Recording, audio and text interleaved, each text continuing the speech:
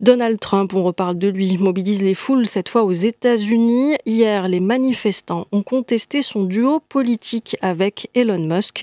Les deux hommes enchaînent les déclarations et décrets chocs. Hugo Villard, vous revenez sur ces protestations. L'appel a été lancé par un mouvement organisé en ligne sous les hashtags Build the Resistance et 50-51 pour 50 manifestations, 50 États un jour.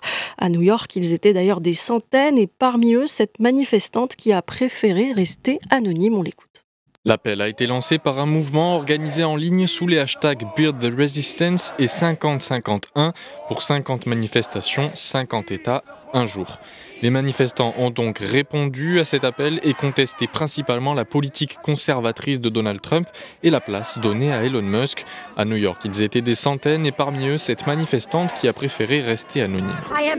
Je n'ai jamais participé à une manifestation auparavant. J'ai bientôt 60 ans et je suis tellement déçue, découragée, malheureuse, dégoûtée par ce qui se passe dans notre pays en ce moment. Nous n'avons pas voté pour un régime fasciste. Depuis son investiture, le nouveau président a enchaîné les prises de décision, sortie de l'OMS, sortie des accords de Paris, plusieurs décrets sur l'immigration, mais au-delà de la politique menée, pour beaucoup, c'est tout simplement l'homme qui gêne. Voyons voir, un prédateur sexuel condamné et un voleur, menteur et tricheur. Ça suffit, n'est-ce pas?